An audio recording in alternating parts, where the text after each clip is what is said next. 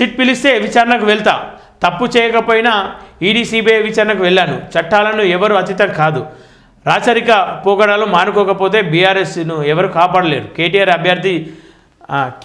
అభ్యర్థి చెడ్డోడు అయినా ఓటు వేయాలా, ఆపదలో ఆదుకునే వారికే ఓటు వేయండి, తెలంగాణ జాగృతి చూస్తూ ఉన్నాం. కల్వకుంట్ల కవిత ఒకసారి ఇది చదివినాక గతంలో కూడా కల్వకుంట్ల కవిత గారిని పిలిచిర్రు. సరే చూద్దాం. నేను తప్పు చేయకపోయినా ఈడీ సిబిఐ విచారణకు వెళ్ళాను, ఇప్పుడు ఫోన్ ట్యాపింగ్ కేసులో విచారణకు పిలిస్తే కూడా వెళ్తాను అని తెలంగాణ జాగృతి అధ్యక్షురాలు కల్వకుంట్ల కవిత స్పష్టం చేశారు. సోమవారం ఆమె జాగృతి కార్యాలయంలో మీడియాతో మాట్లాడారు. ఫోన్ ట్యాపింగ్ కేసులో పారదర్శకంగా విచారణ జరగాలన్నారు. కేసీఆర్ సీఎం ఉన్నప్పుడు ఫోన్ ట్యాపింగ్ జరిగిందని, అందుకే ఆయనను విచారణకు పిలిచారన్నారు.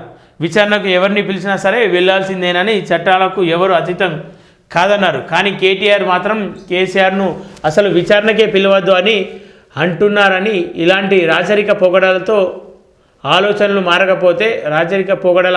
మారకపోతే బీఆర్ఎస్ను ఎవరు కాపాడలేరన్నారు.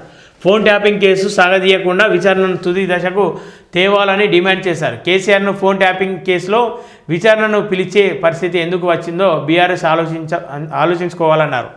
గుంట నక్కలతో కాంగ్రెస్ ప్రభుత్వం మ్యాచ్ ఫిక్సింగ్ చేసుకుందని, అందుకే ఈ కేసులో విచారణ పూర్తి చేస్తారని తమకు నమ్మకం లేదన్నారు. బీజేపీ తెలంగాణ ప్రజలను మోసం చేసింది. కేంద్ర బడ్జెట్లో తెలంగాణ ప్రజలకు బీజేపీ ఘోరంగా మోసం చేసిందని ఆర్థిక మంత్రి నిర్మలా సీతారామన్ తమ తెలుగింటి కోడలైనా మనకు ఏమీ దక్కలేదని ఆవేదన వ్యక్తం చేశారు. ఇక ఎడ్యుకేషన్ వైద్యానికి మొత్తం 53 లక్షల కోట్ల బడ్జెట్లో 1% కూడా నిధులు కేటాయించలేదని, ఇది సరైన పద్ధతి కాదన్నారు. దీనిపై యువత ఆలోచించాల్సిన అవసరం ఉందన్నారు. 12 సరే విభజన హామీలను అలాగే పెండింగ్లో ఉంచారన్నారు. రాష్ట్ర ప్రభుత్వం 47 అంశాలను సంబంధించి అడిగితే ఒకటి కూడా ఇవ్వలేదు. సంబంధించి అడిగితే ఒకటి కూడా ఇవ్వలేదని, urban development, regional ring road, metro phase 2 నిధులు ఇవ్వలేదన్నారు. ఐఐఎం, నవోదయ కేంద్ర విద్యాలయాలను ఇవ్వలేదని, విభజన హామీలైన హక్కు ఫ్యాక్టరీల కోచ్ ఫ్యాక్టరీలను పట్టించుకోలేదన్నారు. మెట్రో ఫేజ్ 1 రిపోర్ట్ను ప్రభుత్వం ఇవ్వకపోవడంతోనే నిధులు ఇవ్వలేదని కిషన్ రెడ్డి చెప్తున్నారు. ఈ ఏడాది ప్రభుత్వం రిపోర్ట్ ఇస్తే నిధులు ఎలా ఇస్తారు, ముందే కేటాయింపులను జరపాలి కదా అని నిలదీశారు. ఫెడరల్ స్ఫూర్తికి ఇది పూర్తిగా విరుద్ధమని, ఈ వైఖరిని మార్చుకోవాలని కోరారు. ఎక్సైజ్ ఫారెస్ట్ డిపార్ట్మెంట్ వాళ్లకు వెపన్స్ ఇవ్వాల్సిన అవసరం ఉందని, మహిళలకు హైదరాబాద్ నగరంలో రక్షణ లేకుండా పోయిందని ఆవేదన వ్యక్తం చేశారు. #కాంగ్రెస్ ఫేక్ ఎంఓయూల పేరుతో తెలంగాణ యువత ఉద్యమం చేయాలన్నారు. ఫిబ్రవరి 20 తర్వాత మా జనం బాట కార్యక్రమం కొనసాగుతుందని వెల్లడించారు. రాష్ట్రంలో పొలిటికల్ వ్యవస్థను మార్చాల్సిన అవసరం ఉందని, యువత, మహిళలు, మేధావులు రాజకీయాలకు రావాలని పిలుపునిచ్చారు. నేను కూడా అదే అంటూ ఉన్నా.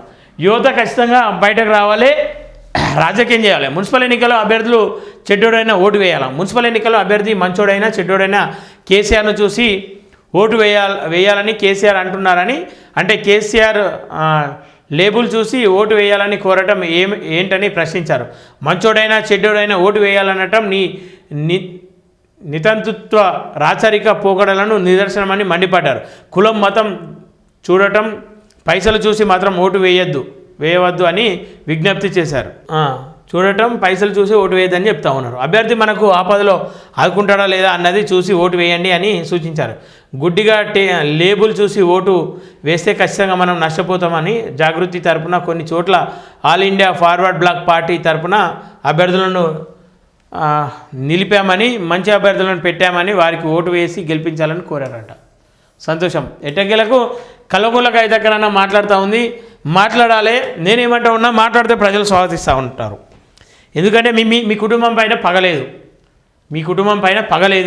మీ పైన అసలు ఎవరికి విమర్శలు లేవు. కానీ ఇక్కడ ఏమవుతా ఉందంటే కేవలం దురహంకారంతో మీ కుటుంబం చేసినటువంటి అక్రమాలు, అన్యాయాలు, ఈ ప్రజలను ఆగం పట్టించారు, ఎంతోమంది జీవితాలను ఆగం పట్టించారు, ఎంతోమంది రోడ్లకు ఇడ్చారు, ఉద్యమకారులను పట్టించుకోలే, ఉద్యమకారుల ఊసు లేదు, అసలు ఎవరిని పట్టించుకోకుండా ఇష్టానుసారంగా రాజరిక పోకడలతో మీరు రాజకీయం చేశారు కాబట్టే ప్రజలు మిమ్మల్ని విమర్శిస్తూ ఉన్నారు.